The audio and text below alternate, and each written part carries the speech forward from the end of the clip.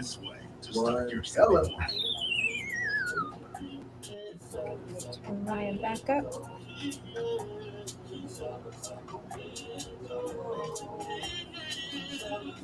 You good, Ryan?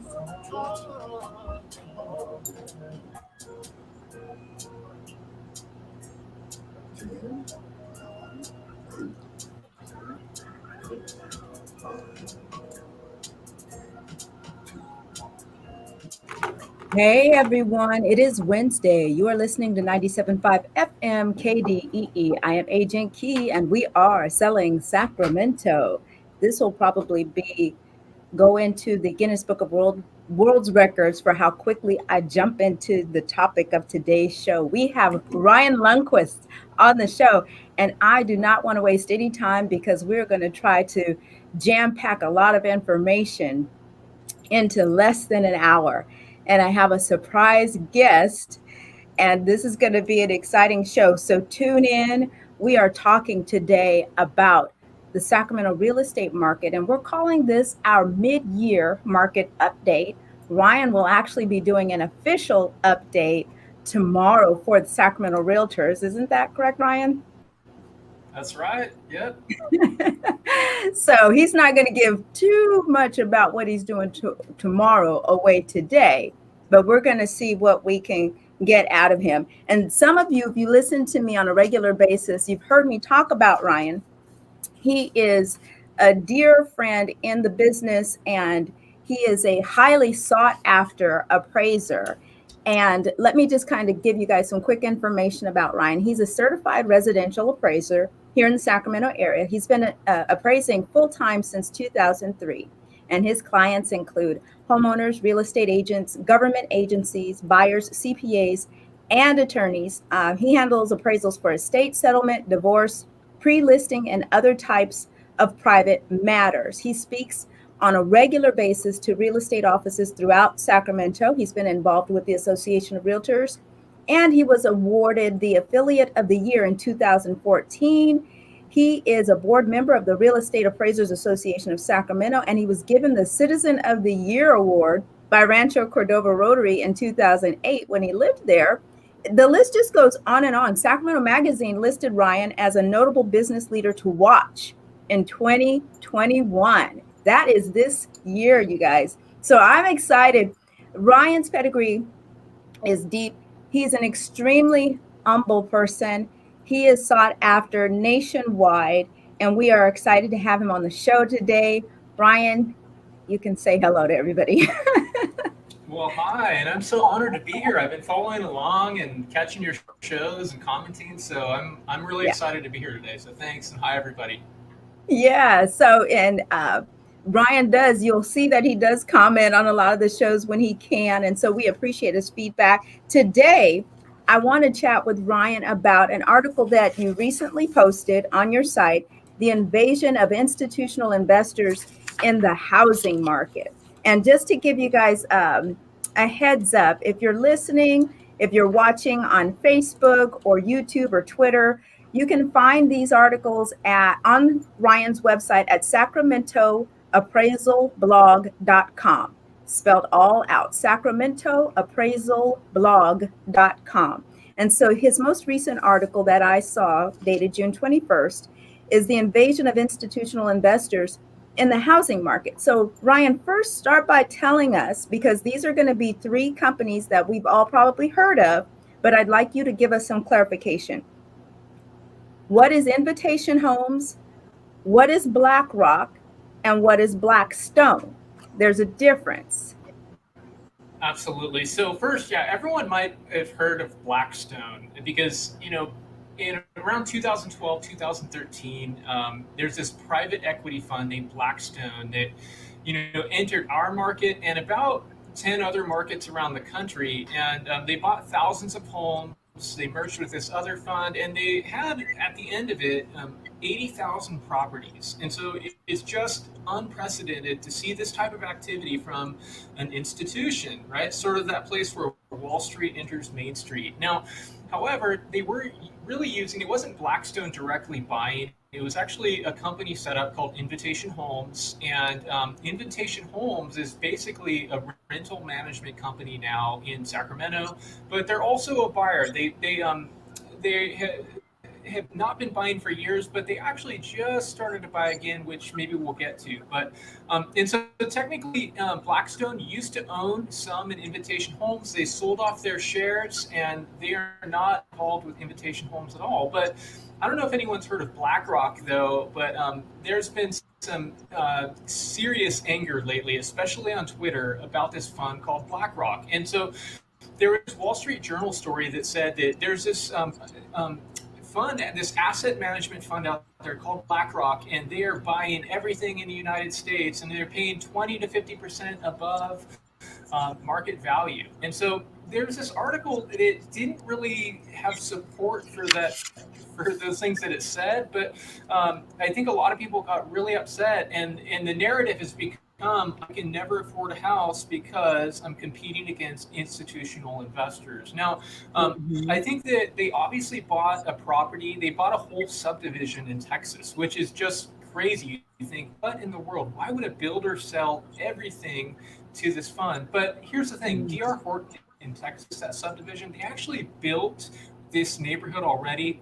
The units were leased out. They built them to rent, and then they sold these rentals. And so they were going to be rentals. I'm not sort of minimizing or sugarcoating Wall Street being involved in Main Street, but that's kind of what went down there. So people are really, really upset. But I almost think in some regards, we got, well, what do the details actually say? But it's interesting nonetheless, Key. I mean, we see this dynamic where I think funds have been, targeting apartments for many, many years, but now they're sort of eyeing residential real estate and going, okay, I want a piece of the action, and how can I make money off of this? And even Blackstone, they're not in Sacramento as far as I know, but they actually just picked up a company in Chicago, and that does sort of a situation where tenants can buy properties from the owner. And so it's kind of an interesting thing. It's like, well, what are they going to do with that? That just broke. I think it was maybe yesterday or the day before. Mm-hmm. And to your point, you broke up a little bit when you were saying that some of these companies that we know as builders are actually now in the market to building homes, not for the purpose of selling them, but for renting. Is that correct? You broke up a little as you were saying that. Oh, my bad. Technology, gotta love it. So yeah, that's okay. Yeah, so that was a subdivision in Texas. Now we haven't seen that in mass, but I will say in the Sacramento region, there are some products in Midtown that are being built where some of the units are being saved as rentals. And so I think Black Pine has some units like that. And so it's really interesting to watch. I've never seen that before in the Sacramento market. And so we've got to ask, well, what is it that builders are really seeing? Why would they not want to just offload this product immediately? It seems like maybe they think the market is strong, and that's their understanding. And they're probably, taking advantage of the past 10 years of rental growth also. Mm-hmm. And I think that, and you can let me know if you agree with this, that at the end of the day, they are in it to make money. And if they're investors, then they're looking to see the trend, where it's going. And if they see that housing affordability is exceeding the actual, so for example, here in Sacramento, we see housing prices going through the roof. However, we are not seeing individual Sacramentan income increase at the rate in which houses are increasing, but we are seeing our rental rate increase. And so if I'm an investor in the Sacramento area thinking about doing something here to make money in homes, then I'm looking at the rental market. Yeah, and rental growth has been really strong. I've heard there's different data firms with stats, but the lowest I've seen is rents are up 8%, and the highest I've seen is about 10 or 11% over the year. And so, but yeah, that's an issue because have wages increased by that much? And we had this pandemic, and there's all this glowing real estate news. Things are just feel so wonderful, but I think what we have to realize is it's sort of like wonder that's floated to the top, and there's a lot of people who are really thriving, doing very, very well, but you also have a whole host of people who are looking and going, I can't participate in the market. Now, that's always true. People don't like to hear that, but the market is never good for everyone at the same time. Okay, some people can play it, some people can't. Even at the lowest prices in 2012, it was a great time to buy, but I mean, half the market Not couldn't even everybody do it can because, yeah. Exactly, but I think not to minimize the point that affordability is absolutely something we have to watch, and I think people don't realize sometimes that the rental market feels a little bit like the chaotic housing resale market, where there's bids, there's competition, and investors, if the property is vacant, they're certainly going to, in light of rent control, charge as much as they can. That's sort of the MO in today's market. And so we are already at 10 minutes after. We need to take a break. But before we take a break, see, I wanted to talk about the iBuyer model during this portion, and we didn't get that in there. But before we take a break, I want to invite our surprise guest into the stream, of which you've already seen, Dr. Jesus Hernandez. Dr. Hernandez, hello. How are you, sir? Fine. Good to see you again. Thanks for having me. How you doing, Ryan? Good. Hey, great to see you in person. So what a joy to get to be on this together. I am so excited to have the two of you on the show today. When we come back, ladies and gentlemen, if you are just tuning in, you are listening to Selling Sacramento. I have Mr. Ryan Lundquist, appraiser extraordinaire here in Sacramento, and our urban sociologist, I call him the doctor of the inner city, Dr. Jesus Hernandez. He doesn't know that. I just gave him that nickname because he has the cure for what ails us in our inner cities. And so when we come back from the break, we're going to dig a little bit deeper into this discussion, and stay tuned. You're listening to 97.5 FM KDEE. I am Agent Key, and we'll be right back. Yay! Oh my gosh. So, Dr. Hernandez, Ryan actually saw you when I brought you on the screen, and so Okay. everyone was surprised. Okay. So, when we come back from the break, what I want to jump into are some housing stats, and then we'll transition into the financing, because Ryan, you actually started talking about something that I wanted to talk about. I noticed as I was looking at the stats come over from Tony, what is Tony's last name? Over at the Sacramento Association of Realtors? Yes. And so I saw the stats come over, and I was comparing the financing for FHA versus conventional from last month to the month before. And then I thought, I wonder what this was like last year. And to my surprise, I'll save it for the show, but I want to share it with both of you and see what you think. And I think that would be a great segue into our discussion. Actually, I'll just tell you, it showed that conventional financing from April to May increased. FHA financing increased only a little bit, but in comparison, percentage-wise, the two were drastically different. But in comparison to last year, FHA financing this year decreased and conventional increased exponentially. Yeah. And Yeah. so That's what I'm seeing. I want to talk about that as it pertains to who the majority of those FHA buyers possibly are, Okay. and how, how that equates to certain groups or of individuals getting shut out of the market. Because at the end of the day, those stats actually represent sellers accepting offers. That's what they represent, the types of offers that sellers represent. So that means I always look at the sellers and the listing agents being the gatekeepers. And we can definitely say it's all, we do say cash is king, conventional is better because we're looking at the risks.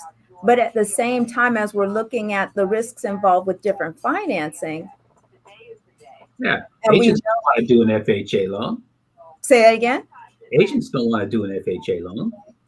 And why not? It takes too much time. Too many headaches. Appraisers sometimes, hey, you got to fix that sidewalk. FHA appraiser is different. Ryan, do you make people fix whole sidewalks?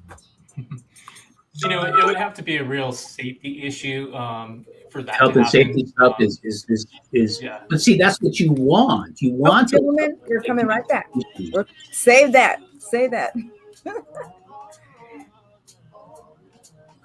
Hey everyone, we're back. You're listening to 97.5 FM KDEE. I am Agent Key, and I am here today with Mr. Ryan Lundquist and Mr. Dr. Jesus Hernandez. Ryan Lundquist is a local Sacramento appraiser, but he is very well known, highly sought after, and so we are honored to have him on the show today.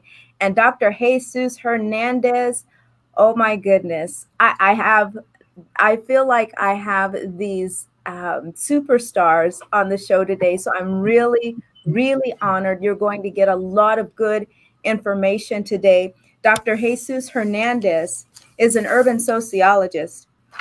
And if you've seen the show before, you've seen Dr. Hernandez on our show at least a couple of times. He's a research urban sociologist, and he's dedicated to understanding social problems that affect community cohesion, neighborhood development, and quality of life. His research approach prioritizes the neighborhood as an important unit of analysis, and he emphasizes neighborhood scale economic development and revitalization in ways that directly address racial, spatial wealth gaps and disparate public investment patterns. His current research centers on using neighborhood-based energy and housing planning to implement climate change and sustainable community strategies in neighborhoods experiencing long-term divestment, racial segregation, and poverty. In addition to several research and academic publications on the effects of public policy on race and neighborhood stability, he's a frequent speaker at fair housing, legal, and academic conferences and university classrooms across the country. He sits on the board of directors for the Woodstock Institute in Chicago, which promotes fair housing and lending protections, the Planning and Conservation League, an environmental justice advocacy group, and the Coley Coalition for Civil Rights right here in Sacramento. Dr. Hernandez, welcome. Thank you. Again. So before we went on, actually during the break, we were talking a little bit about a topic that Ryan kind of touched on a little bit before we took the break, which was the ability for certain people to participate. He didn't say certain people, but he just said that there's just, automatically a certain number of people that won't be able to participate or won't be eligible to participate in the housing market, no matter what's going on. And we definitely know that that's true. There are so many different factors. You've got to qualify. It just may not be the right time for you. Some people may not have a job. I've had clients who want to buy and literally had a lot of part-time jobs, but didn't have a full-time job and didn't understand that that was something necessary for them to be able to buy. So lots of different factors as to why people are unable to participate. But one of the things that I brought up before we went on break, and Dr. Hernandez was expounding on, was this year the percentage of FHA buyers versus conventional buyers. It was extremely low in comparison to last year. And as a matter of fact, it started to go, the number is going backwards in comparison to what it was last year. And the number of conventional buyers has increased exponentially. And I was stating that at the end of the day, it's the seller who gets to choose which offer gets accepted. And that is what those stats reflect. And Dr. Hernandez, you were stating. Oh, that's when our discussion was revolving around FHA loans. Mm-hmm. And as a real estate broker, a practicing real estate broker, I will tell you, most agents, will stay away from the constraints of an FHA loan if they have to. If they get given the chance, they will take a conventional loan, and we run across a lot of the FHA by design is supposed to be a consumer-friendly, consumer protection-oriented type of loan. And a lot of times that could put, a lot of us in a certain kind of constraints, the repairs that may be required, things of that nature. And sellers are not ready to or don't want to address that in a hot market because they have 4 or 5 buyers waiting in the wings. Mm-hmm. And so they're going to look at the options that help their financial needs best. And so, and we ran across the same thing that you're talking about now happened during the subprime market.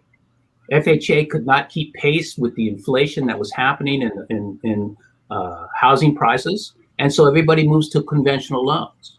And so that you see the consumer-friendly type of lending get put by the wayside because in the real estate market, in the real estate industry, the way it's formed now, we want quick closings and we want to move these escrows as fast as we can. Mm-hmm. And FHA loans are not exactly, the fastest loans to do in a hot market. Right. And so you just brought up another good point as well. There could be that some of those individuals who normally would take advantage of an FHA opted for conventional, knowing that, okay, if I'm a conventional, even though it's going to cost me a little bit more, it's going to increase the possibility of my offer getting accepted. Ryan, did you want to add to that? Well, yeah, I was going to say, FHA right now in the whole entire region, it's only this quarter, it's 8.4% of the market, which is really, really low. It used to be about over 30% of the market just over 10 years ago. Wow. And so it's clearly been going way down, but conventional is just over 70% of the market. So conventional is dominant. Now, I think a lot of people, when they start trying to shop for a home, they think that everything is cash, and cash really is only about 15% of all sales. And so cash isn't the dominant product, but a lot of conventional buyers are bringing cash, paying above the appraised value. And so cash is clearly winning there. But I will say, to be fair, one thing about FHA that I felt became not so friendly to consumers is permanent mortgage insurance. And so I feel like when they instituted that, it was almost a death blow to their product being relevant. And so, over 10 years ago, foreclosure crisis, the only product in town people could use was FHA. And so I think, part of it going down is that conventional is a lot more friendly these days. And so, but you're right. In order to be relevant, to have a strong offer, you have to try to qualify for conventional. That's sort of the ideal. In Sacramento County, just over 11% of sales this past quarter have been FHA. So it's a little bit higher in SAC because maybe our prices are a little lower than the region. But, hey, look, 1 out of 10 sales are still going FHA. That's still something to celebrate for because these are typically first-time buyers entering the market. But hopefully, there's a lot of people able to utilize conventional also.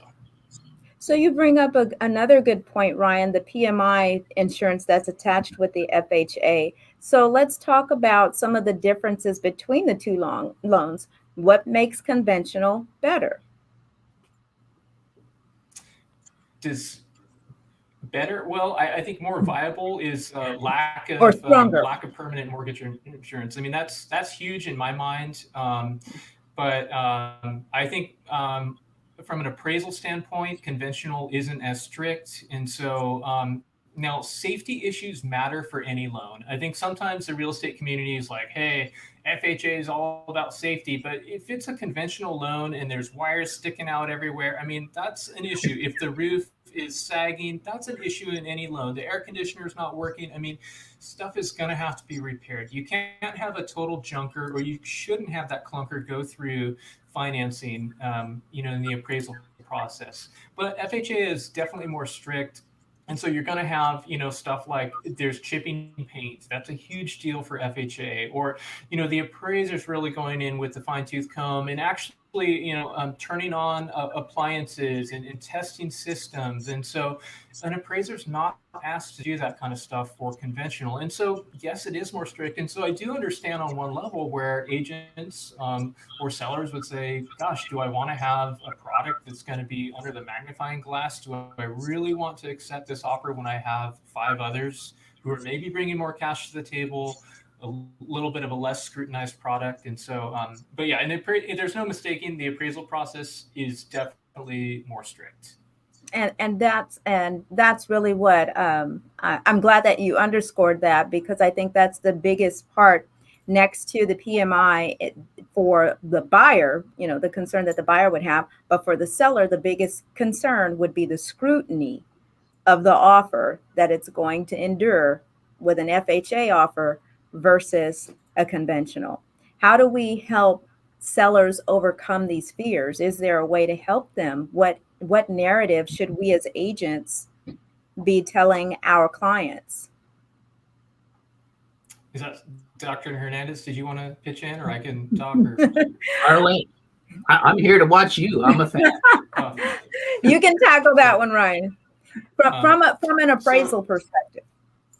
Okay, so I think that there's always a need for education. Whenever I meet anyone in real estate and they say, but I've been doing this for 20 years and I've never seen, and it's like, okay, whenever you hold the age card, that tells me that like you probably stopped learning. All right. And so anyone in real estate, we need to constantly learn. Okay. I am learning new things about the market every single week. I wish I had more time because there's so much to know. And when it comes to loan products, I would say that's where lunch and learns are still so important with loan officers. And understanding which products, what are their appraisal requirements, and I think dispelling myths sometimes. I see the same thing with VA financing, where sometimes people are so afraid of VA, but these are veterans, and it's a more strict appraisal process, but these loans happen all the time. Okay, only about 4% of the entire market, so it's not a huge chunk. But I would just say the most important thing is education. And I think sometimes when we hear that, well, I heard someone said that FHA says this, maybe ask an actual appraiser who's doing FHA appraisals, or maybe download the guidebook, the FHA HUD manual, and just see, does it actually say that? Because sometimes we have sort of this inherited folklore in real estate we embrace as absolute truth, where it's like, no, that's not true. And so, no, the appraiser's not going to call that, or you don't, the house doesn't have to be perfect. Okay. It's okay if there's deferred maintenance. Stuff has to work. You send a 12-year-old to go do the inspection and stuff's not working, that stuff is probably going to have to be repaired. That's sort of the gist of it. But if it's a safety issue in any other type of financing, it probably has to be repaired also. Okay. But stains on the carpet, no big deal. Gross stuff that's gnarly. That's a safety issue. So, So you're not looking at the aesthetics as much as you are health and safety concerns, and that doesn't matter whether it is an FHA or a conventional. It could become an issue. Absolutely. And I see Mike there. I love this quote. Okay. I think one of the big problems is when we reach this type of market where everything is moving so fast and transactions are moving fast, and we're trying to figure out why FHA buyers are having a tough time. Well, one, if your income is limited, FHA is the best way to go. And if you're going FHA, ultimately, there's a good chance you're going to need a concession. And we're in a market right now where sellers do not have to give concessions. Right. They don't have to when people are overbidding, which is, we're going to run into the same. maybe Ryan, you probably know more about this than I, but during the subprime crisis, when all those loans were going out there, the prices of homes were just shooting up like rapidly. And to be an appraiser, having to do this and understanding that your comps haven't even closed yet, and these prices are just going up. We're experiencing the same thing we did right at that subprime peak in terms of the heat of the housing market. Now that brings us to what I will call an unfounded claim that's floating out there. The market's getting ready to crash. I saw it in a chat this morning where someone said, she posted, she says, can somebody tell me how to go after foreclosed properties since the foreclosure crisis is getting ready to hit so quickly, And other people said, oh, following. And then a handful of us ladies chimed in and said, where do you see that at? And then one of the ladies said, oh, I'm hearing it from my lender partners and financial experts. I said, can you quote can you post your source for that? Because I kind of have my finger on the pulse and I'm just not seeing any sign of that. And crickets, right? But other people coming in saying, yeah, there's way too much equity out there now. If somebody was going to get foreclosed on, or if someone couldn't afford their mortgage anymore, all they'd have to do is sell their home. And then, they're out of that situation or just refinance. So one of my comments was that if we do see any foreclosures in the near future, like within a year, it is more than likely going to be from individuals who experience some type of personal economic hardship, who refinanced their home to the tilt within the past couple of years. Because I am anticipating that numbers are going to reset or settle down over the next couple of years as we see more inventory hit the market. Either one of you gentlemen. Yeah, I'll jump in. I think basically distressed properties have bottomed out in the Sacramento market. There's really no place to go but up because we are at the absolute bottom. Now, some people might be surprised that there were 13 bank-owned sales last month in the region. They think, oh my gosh, it's happening. But I would say that represents 0.5% of all sales. And so basically 0.5%. And so it's very normal to see, especially around, mid-year, around Christmas, lenders, they sort of get their generosity PR marketing campaign out there like, hey, we're not going to foreclose on little Timmy's house. They'll just do it down the road a few months. Okay. So that's kind of what we see right now. But it's, we had a real problem last year at the beginning of the pandemic. 9% of loans were in forbearance in the United States. And you think, wow, 1 out of 10 is struggling to pay their mortgage. But that number's come down and it's been hovering closer to 4% now. And so even with that, we're heading in the right direction. And that's not to sugarcoat things, because some people are going to have to figure out what they're going to do as a result of this pandemic and work. And but we have 10 years worth of equity. There are a lot of solutions out there besides foreclosure. And so I would just say that people who are sort of hungry for that foreclosure crisis realize that this is sort of a hype message that people have been preaching for a lot of years. And don't buy the course. Do not buy anything from anyone trying to get you to buy foreclosures, because we are not seeing that dynamic at all. If we did, it would be, a while down the road, but it's hard to believe that there's this flood out there. Okay. We did have a flood big time in 2007. It was ugly. It was terrible. But even around 2012 or 2009, there was this promise that there's going to be this second wave, just wait. And it never came. And so I'm just kind of like maybe scarred emotionally from that. I'm bitter. Like we have to be really careful of the doom and gloom voices, not to, not to think that the market's all rosy and perfect, but let's just be cautious that the stats just don't say that. We don't have that sort of market. Yeah. And I agree with you wholeheartedly. I always shoot my thoughts over to you, Ryan, whenever I got something brewing up in my head. What do you think? Am I on the right track? And you usually confirm, or affirm what I'm thinking.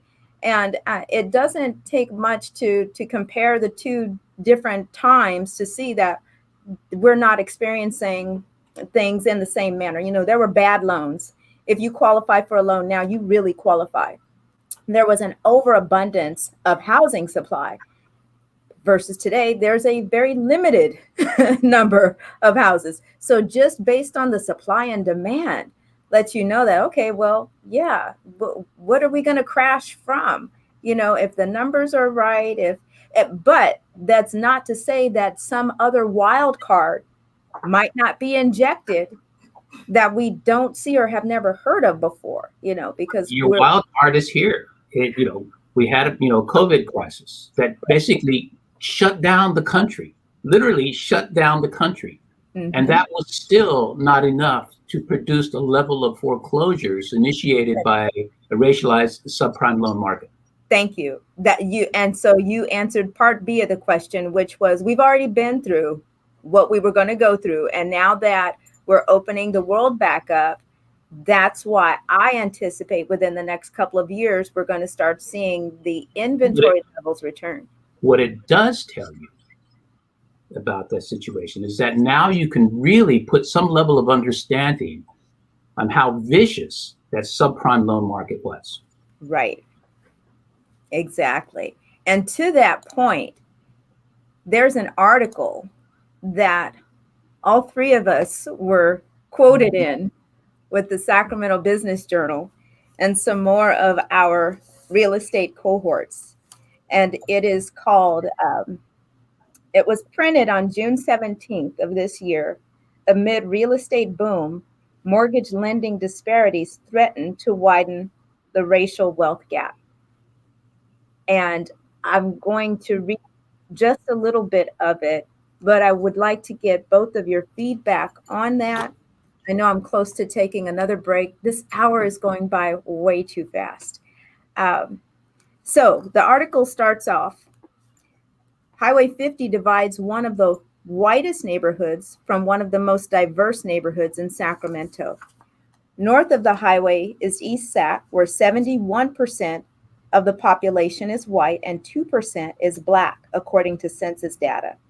Homes there had a median value of $736,000 in February.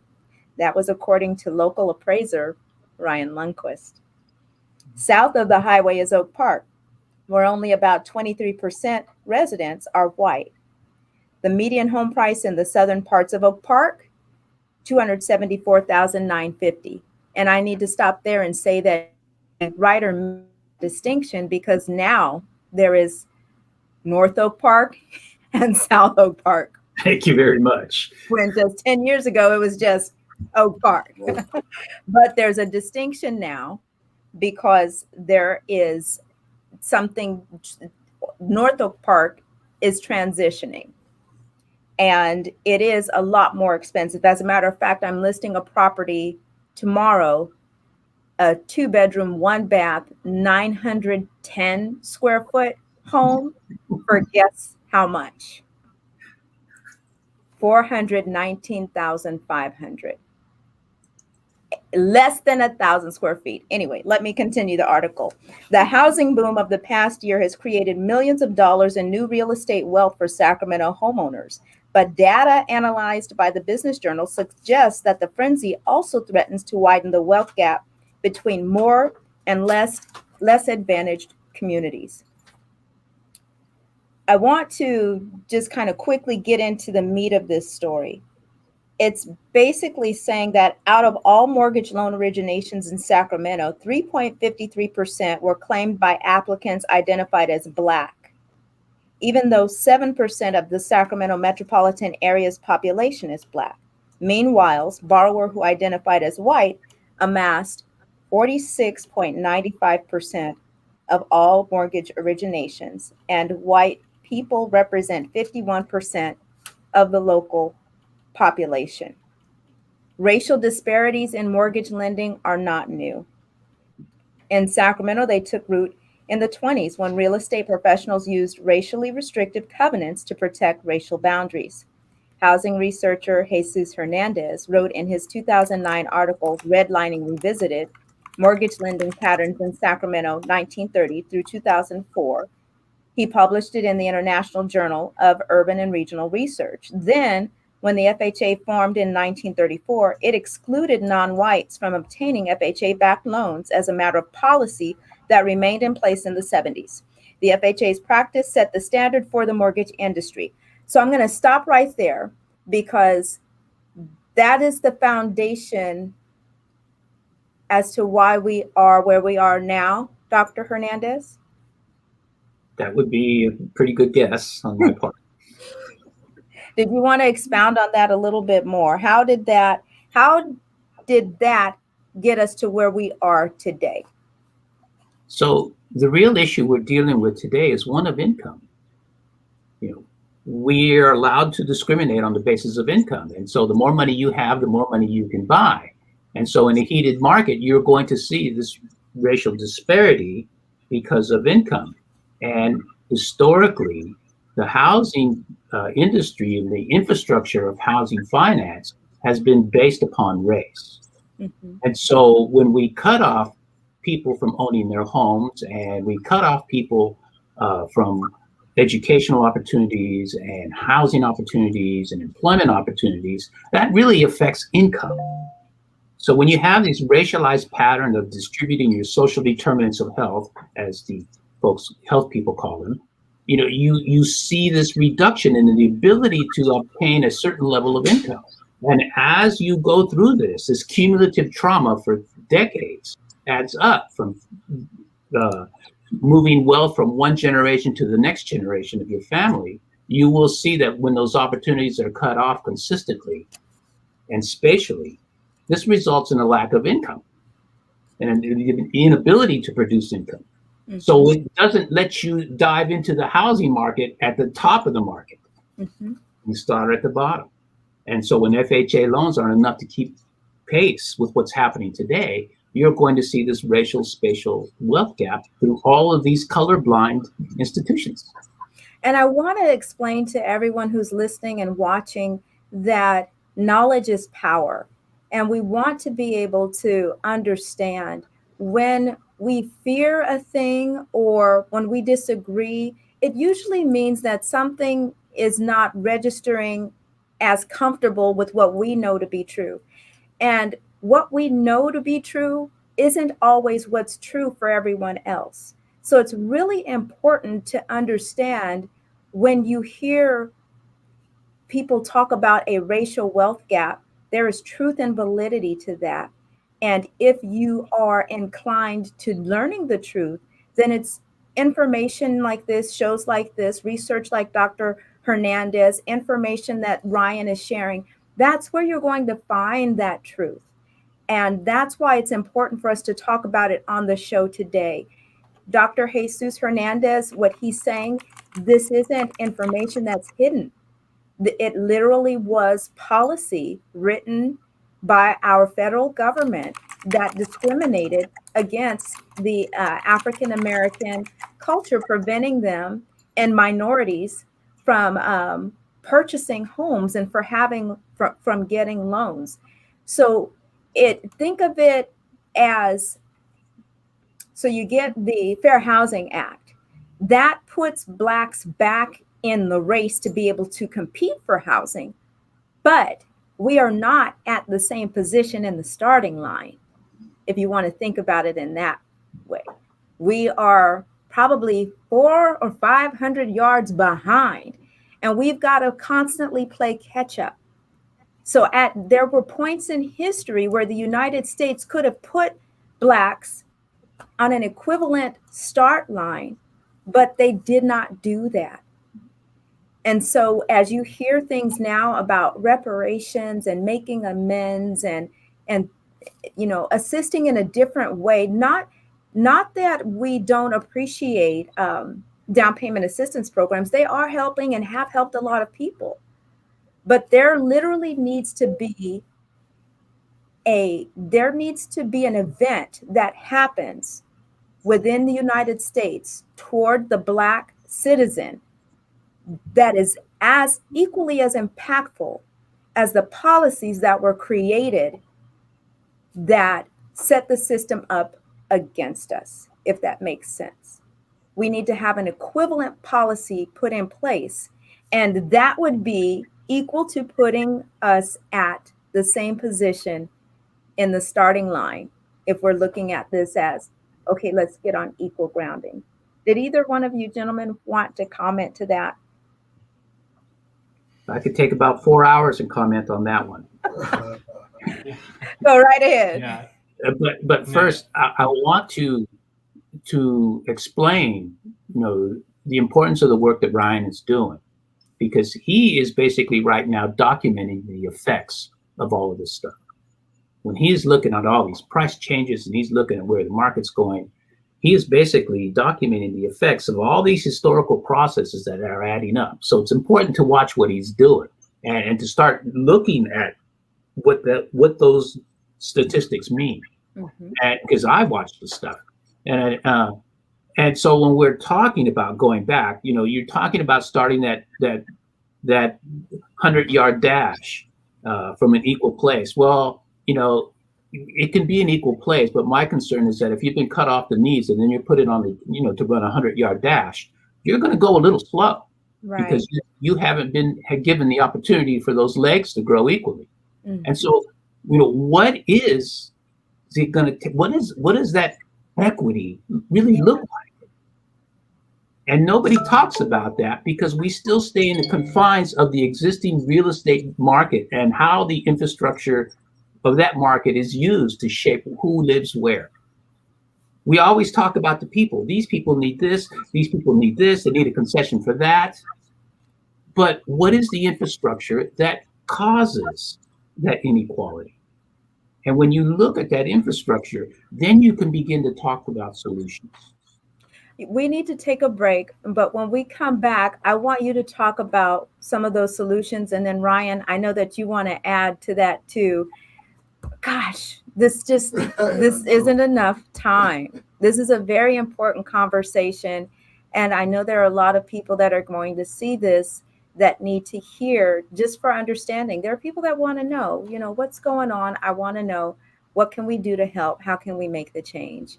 And in addition to the direction the market is going and making sure that we as real estate professionals are controlling this narrative and letting everyone know the sky is not getting ready to fall, but there might be a little rain. You're watching and listening to 97.5 FM KDEE. I am Agent Key, and we'll be right back. Thank you, gentlemen. Hey, everybody who's watching, if you guys want to comment, Mike, hey, Mike, we see you there, sir. Nicole. Hey, lady, thank you all for watching. If you all want to comment, ask Ryan or Jesus any questions, please feel free to write it in the chat. Mike says, how can we contact Dr. Hernandez? Can they contact you, or are you private? I am very private, but Yeah. This is my work. Anybody contacts me. As a matter of fact, Channel 40 called me today about this thing that came out in Berkeley about all this history of housing, all the history we already know. JCH at jchresearch.net. Say that one more time. I'm going to type it in the chat. JCH at jchresearch.net. Okay, .net. And this is Dr. Hernandez. Okay, there you go, Mike. Did I type that right? JCH at jchresearch.net. Can you see that in the chat? I can see a private chat, but I can't see anything else. Oh, let me see. It's there. I see it. Yeah, okay. It's in the I public think it went chat. to both. Yeah. How do Okay. I get to the public chat? Okay, let me see. Mike, can you see that? Oh, Nikki said yes, she can see it. Awesome. Thank you. He said, got it. Thank you. Oh, Yeah, I guess I I want can to see say that. I it. want to see the public comments. Yeah. I want to see the public comments. How do I see the public comment? There should be a panel on the side. For me, there's a panel on the side where I can switch from comments to private chat. Yeah, Ryan, it's are not you letting me seeing something like that too? Yeah, just click on comments and then you can see comments instead of the private chat. Yeah, it's not letting me switch. There it goes. Nope, there it is. Yeah. Yes? Okay. Okay. Yeah. So for everyone watching, if you have a comment, feel free. If you've got a question, feel free to ask. We will talk about it live on air with the last few minutes that we have. So when we come back from the break, which we are almost back, Dr. Hernandez, if you could share with us, take a couple minutes and share with us some solutions. And then Ryan will give you. You know what I would like to talk about? And this is something I bounced off Ryan a while back. This stuff about the appraising and educating agents and things of that sort. What was the name of that bill? Basically asking for agents to go through equity training or sensitivity. Hold that thought. Hey everyone, we're back. You're listening to 97.5 FM KDEE. I am Agent Key. And sadly, we are at the end of the show with just a few minutes to spare. And I would like to give our guests some last thoughts to share with you all as you're watching and listening. And Dr. Hernandez, you were saying during the break that there was something in particular that you wanted to share with agents. One of the things that is coming up now in the news is this issue about these racialized appraisals, which is some heavy stuff. And as a broker who's been doing this for over 30 years, I can tell you that it's there. I used to tell my clients that were not white to take all this ethnic stuff off your walls and everything like this if you really want to sell your house fast, and then the houses would move.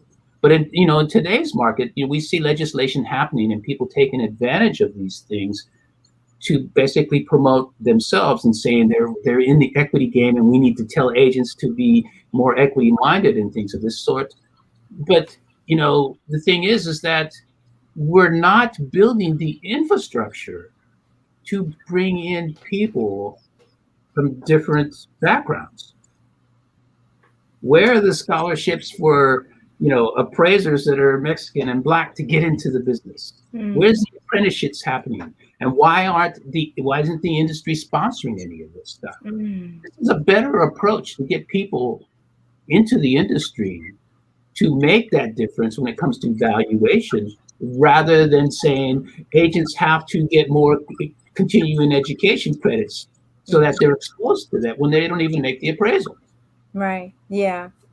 Okay. So when we're talking about the difference between this racial spatial wealth gap, it's a question of infrastructure. When we see a poor neighborhood versus a rich neighborhood, the issue is infrastructure that's missing.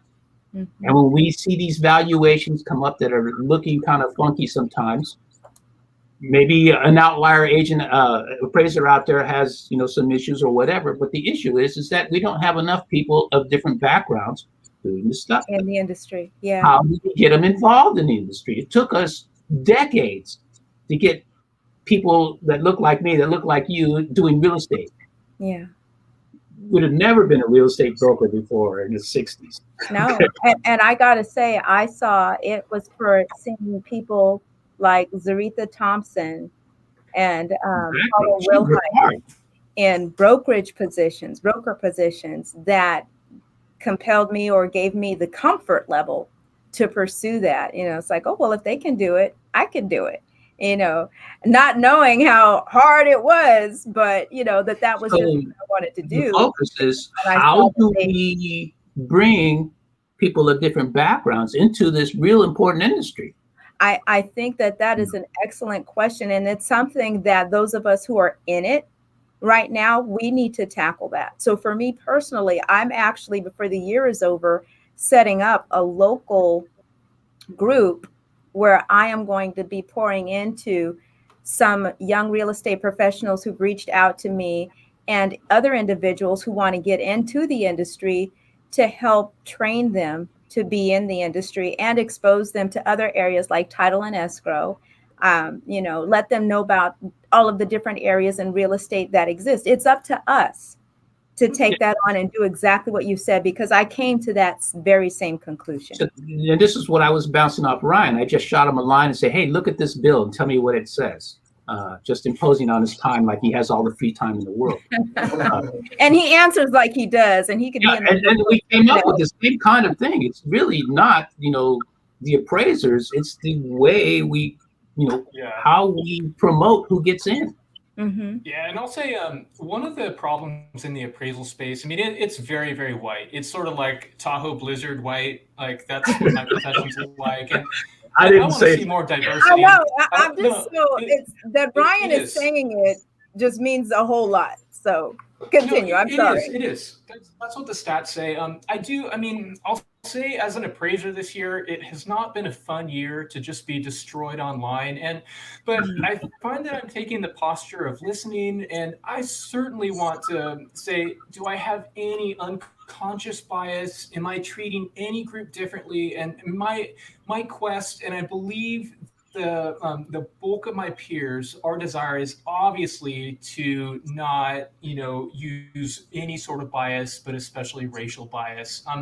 We're certainly not a perfect profession, but there are some problems, obviously, with the model of appraisers getting in, needing thousands of hours of training. And if a bunch of white people only know white people, then it's very, very difficult to see others enter. But there are some conversations about, getting people in there, and I fully support that. I'm all for that.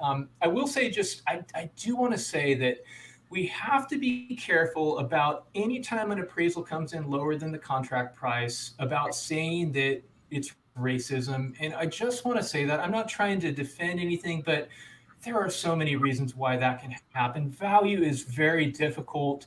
Sometimes in this chaotic housing market, offers are way up there and value really is lower. But there's no excusing when a house appraises for $150,000 and the next appraiser comes in and it's $250,000. It's like, right. Okay, is that racism or is it a quality issue? Like at the least, there is this glaring quality problem. Okay, and I don't know in someone's heart if there is racial bias there, but that is an issue that needs to be dealt with clearly in my profession. But just know that there's a lot of appraisers out there. Get to know us. I would say for the bulk of us, we're good people. I'm certainly available for anyone local who has questions. I will say I'm an equal opportunity offender. I have people of all backgrounds who don't like the value that I give. I had an African-American client who thought I got it too high recently, and that's never during a sale, but when you're dividing assets and, it's yes. And so I just say that it's a complicated thing. It's not as easy as I think some of the narrative is painting this out to be. And so, anyway, I don't want to keep going. This is sort of like a last minute conversation that can go on for an hour.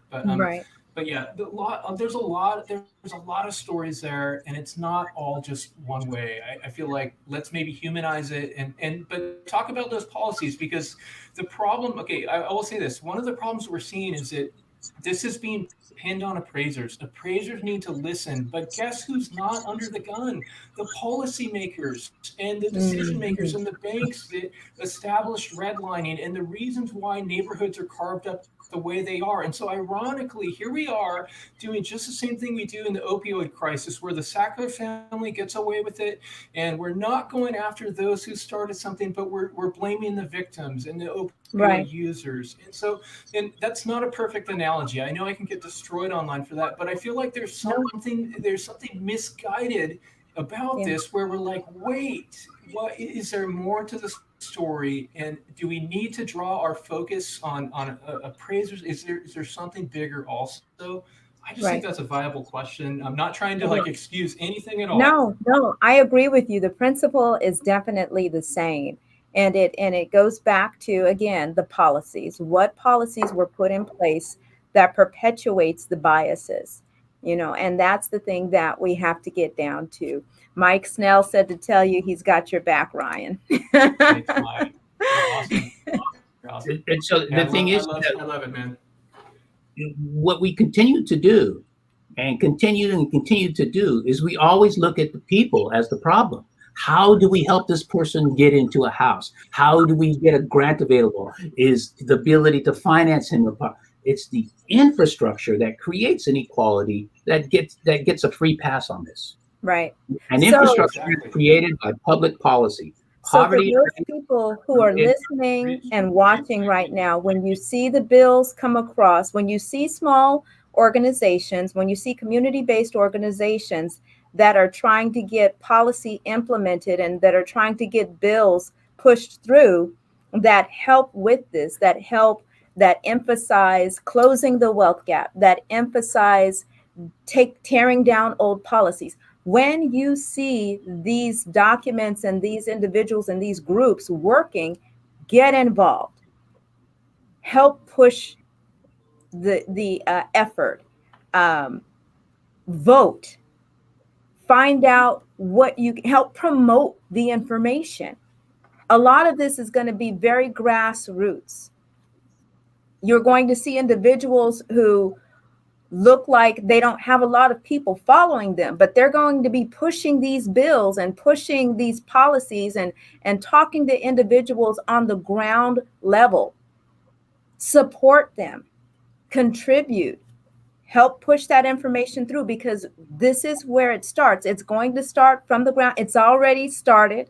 I'm actually on a couple of the committees, so follow me. You'll see some stuff on my page. You'll see some, you can go right now to my Twitter and see that, see some things that are going through. We've got to go. Oh my gosh, I got less than 60 seconds and I'm in clock trouble. Ryan and Dr. Hernandez, thank you all so much. Thank you both so very much. We appreciate having you. It's a great conversation. It's so good. I'm so glad we're having this. Absolutely. We got to have you gentlemen, both of you back, definitely. And we can talk about solutions. And we're going to talk about solutions, because by the time I have them back, there will be some things that have occurred and we'll have a lot to share with you. You're listening to 97.5 FM KDEE. I am Agent Key. And remember, if you are doing the thing you were created to do, I will see you at the top. It's 2 o'clock. I know. Trying to get me killed. Thank you, gentlemen. Mike says, have we peaked on the rate of price increases? Ryan. Possibly. So the market is starting to slow down just slightly. We're seeing some seasonal slowness. Prices are still going to be on steroids for a couple of months, but that really reflects sort of what happened the past 30 to 60 days. And so I wouldn't be surprised to see the rate of growth maybe slow, but I mean, that's kind of a to be determined thing. It's like the market has slowed slightly, but it's still driving about as fast as it has ever driven before. And so it's sort of that it was driving 135, now it's driving 125 dynamic. And so but yeah, this next month June stats are going to be insane. The median price will jump almost 5% from the previous month. And so it's pretty nuts out there still. We're going to have, I think, at least a couple more months of those sort of glowing price stats, but in the background we do see this market. It is showing a little bit more seasonal slowness, thankfully, compared to last year at least. Good. I think you're going to have to look at different areas. The higher end it's going to come down a little bit, but the lower end in places like Oak Park, when Aggie Square jumps in, boom, not going to be able to afford anything there. Yeah. So that's something that we're going to have to keep an eye on. That's going to be the, what do you call it? Aggie Square is going to kill Oak Park. There's going to be something. Well, I guess, you mentioned Aggie Square. We just have to keep our eye out for a lot of other different things that if you throw them in there, they may change the dynamics. What were you going to say? So you have to look at the housing products that are being promoted for a particular spot. Mm-hmm. And in Oak Park, we are not advertising home ownership. We're advertising rentals. Right. Affordable housing is now converted to a concept of rental rather than ownership. Ownership, yeah. In Oak Park, here's where we need ownership the most, because this is the most important thing to accumulating wealth for the population in Oak Park. Is ownership, yeah. It's ownership. Yeah.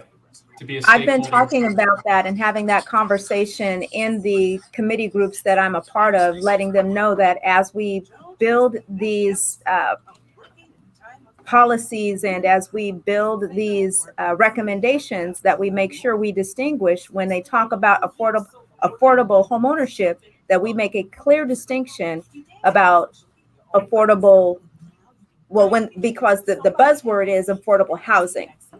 And I'm telling them the buzzword needs to be affordable home ownership, because affordable housing, under that falls renting. Now, And Black people, we got renting sewed up. We got that sewed up. We don't need no more of that. At that point, what does home ownership look like now? Right. What are the bundle of housing products that allows somebody below $80,000 or $40,000 a year to buy a home? Yeah. Okay. So we got to do a part two. We're looking at solutions that just include the traditional real estate market. And the traditional real estate market was set up for the racial divide, not to fix it. Ryan, so now, It's tough. I was going to say it's tough out there because of price increases. After 10 years of growth, it was very unexpected to see what we saw over this past year. It really shouldn't have happened, but it did. I mean, for a variety of reasons. Inventory shrinks and mortgage rates at 3%. It's just, that's sort of a recipe for insanity. But over the past 12 months, we have seen the stats show in the region 28% fewer sales under 400,000. And part of that is because prices have simply risen, but another part of that is because we're seeing more sales at the top. And so there's a lot of movement, and I would say market inequity, where there's a lot more mobility at the top, where even Indeed, the job company, put out stats that shows that people with a master's degree or higher, they were about 50% or so, more likely to be able to work from home. And so, whereas in lower priced areas, people don't have that advantage. And so we have a market, sort of two markets going on, where there's a lot of advantage sort of at top prices and less advantage at low. I mean, and, some of that's normal, that we would expect, but I think COVID has sort of maybe, accelerated that a little bit. And so it's sort of, it's going to be interesting to watch from here on out, but but I totally agree with the stakeholder thing that people in communities where especially when you talk about gentrification is like key, like your song or your whatever you call it, your intro, owning the block and owning those commercial properties and owning the residential properties. And that's why, say Al Williamson, I love what he's done with his tenants in Oak Park and his apartments, and because he's making money, but he's I wish that there were a lot of people like that who would invest in the neighborhood. And right. I firmly embrace that. It's hard. I feel for people to participate in this market, to be buyers. Technically, still some of the most affordable prices though in the entire region. You'll see right. Oak Park and Del Paso Heights. Not in North Oak Park, not at all, right? But South Oak Park, maybe Central, maybe a little bit more. But you only have 30% ownership in South Oak Park. 30. Say that one more time. Census Tracts 28, Census Tract 27, and 37. You're going to see about 33% home ownership rate, which means the rest of those people are renters. And if you look at the median income for those census tracts, it's right about 35,000 max on a good day. What are they going to afford? So to your point, Dr. Hernandez, the quote, the stats that Ryan was quoting earlier, it sounds like it's lending itself towards that whole idea of eliminating the middle class and there only being an upper class. You only have people who can afford. Yes. And then you have the way people. That unfolds is through urban planning. Urban planning is how we designate what happens in our cities. So if you look at the way we're planning Aggie Square, we are not planning this to help the neighborhood. We are planning this to help the region. We are planning for this as a site of innovation. We are planning this as a site of technology and entrepreneurship. You're speaking as if you are... And they don't live in Census Tracts 37 either. Are you for the Aggie Square project? Is that what you're saying? I'm Oh, not. I'm not against. you're not I'm not. against? I'm not against regional economic productivity. Okay, What okay, I am against is that when it happens at the expense of the poor, okay. and So that's when things become gentrified. we So in will order need to to gentrify, have you back in so order that to you can gentrify, expound on that. in order to gentrify, you have to have this racial wealth gap, the spatial gap of property values that are below market for investors to come in and throw in massive amounts of money. Mm-hmm. And Aggie Square is one of those places. Now, let's not forget, Aggie Square used to be the old state fairgrounds. Mm-hmm. Okay, when we wiped out this public asset and moved it to a nice, richer neighborhood, we stripped that whole business district of all of its economic value. UC Davis comes in, buys it, turns it into $1 billion industry, their healthcare industry. But none of this rolls over to the other side of Stockton Boulevard. Mm-hmm.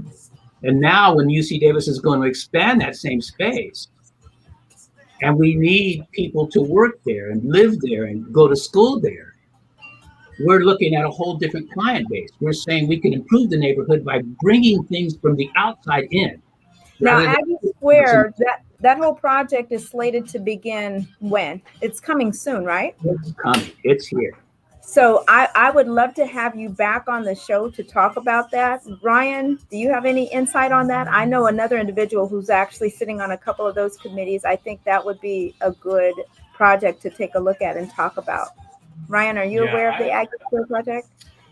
Yeah, and I'm watching it as you know, it's clearly a huge economic engine, and I've been watching the conversation. I've listened to your show in the past. I don't know what the gentleman's name was who was talking about it, and I've been reading newspapers and lawsuits filed and lawsuits sort of dismissed, and the idea is, I think one of the most important things is, will this provide economic opportunities for residents who exist in Oak Park right now, and I hope that will actually play out. As an appraiser, I take a pretty objective stance over things, obviously with my market stats and stuff. My subjective hope here is that this project would sort of, pull others up, and that there really would be an allowance for residents. But I just want to say, to interject one last thing, how about just a regular grocery store in Oak Park too? Okay, like someone like committee, like get that going, man. Rayleigh's or something, it's just, Well, there was when the you one think about, grocery store at the corner of Broadway and The Stockton. food stores, yeah. I think they're trying to put in another one right now. yeah, And I think it's something that should happen like before the end of the year, I think. Okay, okay, good, yeah. I noticed it was, that was maybe boarded that up was years recently, ago. so, but Yeah. but more But- options, and I just think that there's a lot of growth, but that's always sort of irked me. I'm thinking, like, come on, like, let's see But Where's the really regular legit livelihood neighborhood stuff? Yeah. Yeah. the issue is we do this type of urban planning and housing development based upon concessions. We have a plan for the region, and then we give concessions to the neighborhood. Let's give you some down payment assistance and things of that sort. Mm-hmm. And that's only as good as your grants. When your grants are done, your assistance is gone. And so we're not really putting in the infrastructure to rebuild the neighborhood. We're building the infrastructure for innovation and outside investment to come in and be not the At neighborhood. the expense of the individuals who live there. So my point again, we need to look at the infrastructure of how we create the racial spatial wealth gap. Gentlemen, I don't want to keep you. Dr. Hernandez, we definitely have to talk. We have to have a show about solutions. So for those who are watching, who've stayed on and they're listening to this conversation, hang tight. He'll be back. I'll reach out to him and get him scheduled. We'll come back and talk about solutions. Ryan and Dr. Hernandez, gentlemen, thank you both so much. God bless. Enjoy the rest of your day. Yeah. Thanks, Good to see you. Good to see you, Ryan. Pleasure. Really appreciate it. See you Okay. guys. Bye-bye.